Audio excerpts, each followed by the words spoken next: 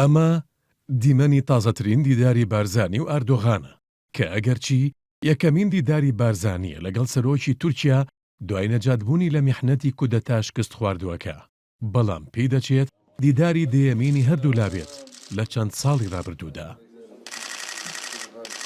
هەرێمی کوردستان کە بۆ 2 ساڵ دەچێت لە سەرەتای شەڕی داعش و تێکچوونی باری ئابووری و دواتریش ڕووداوەکانی ئیفلیچکردنی پەرلەمانەوە بە دۆخێکی ناجێگیر و ئاڵۆزدا تێپەڕ دەبێت.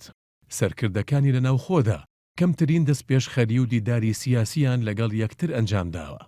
لە کاتێکدا ڕۆژانە و هەفتانە بەشداری کۆبوونەوە و دیدار و مەراسیمی سیاسی و دیبلۆماسی دەکەن لەگەڵ سەرکردە و وەفدە بیانیەکاندا. بارزانی نزیکەی 1400 کیلۆمەتر دەبڕێت و دەچێتە ئەنقەرە و سەردانی ئەردۆغان دەکات. بەڵام بەلایەوە سەختە بێتە شاری سلێمانی بۆ دیداری هاوخەباتەکانی و بە مامۆستایەکی زانکۆ دەڵێت کێ زەمانەتی پێشوازی لێکردنم دەکات.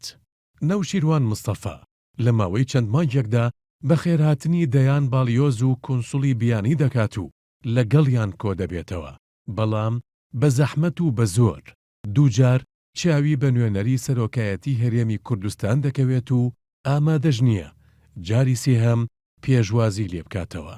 فواد مەعسوومی سەرۆکی عێراق کە وەک کەسایەتیەکی کورد لەو پۆستە باڵایەدا چاوەڕوانی ئەوەی لێ دەکرا ڕۆڵێکی گرنگ ببینێت لە ئاساییکردنەوەی دۆخی ناوخۆی هەرێم، ڕۆژانە پێشوازی لە کەسایەتی سیاسی و عەشایری عێراق دەکات و دیدار و سەردانی نێودەوڵەتی خۆی ئەنجام دەدات بێ ئەوەی ئامادە بێت هەفتەیەک لە کاتی خۆی تەرخام بکات لە شاری کۆیەی نێوانی هەولێر و سلێمانی کە زیادی خۆشیەتی بۆ نێوەندگیری لایەنەکان. وەفدی یەکێتی بە گەرمی و هەڵەداوان دەچێتە بەغدا بۆ لای عەبادی و عەمار حەکیم و مالیکی و سەرکردەکانی عێراق.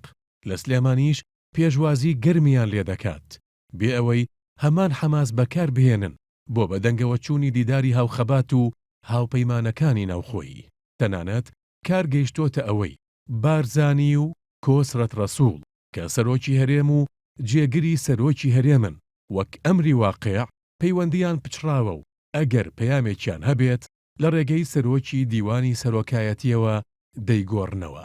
هەموو ئەم دابڕان و یەکتر نەخوێندنەوەیش لە هەرێمی کوردستاندا هاوکاتە لەگەڵ نزیکبوونەوەی دراوسێ و نەیارەکانمان لەگەڵ یەک.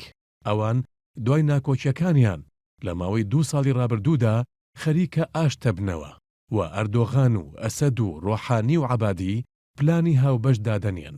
سەرکردە و لایەنەکانی ئێمەش سەرقاڵی قوڵکردنەوەی ناکۆچی و دابڕانەکانیانن.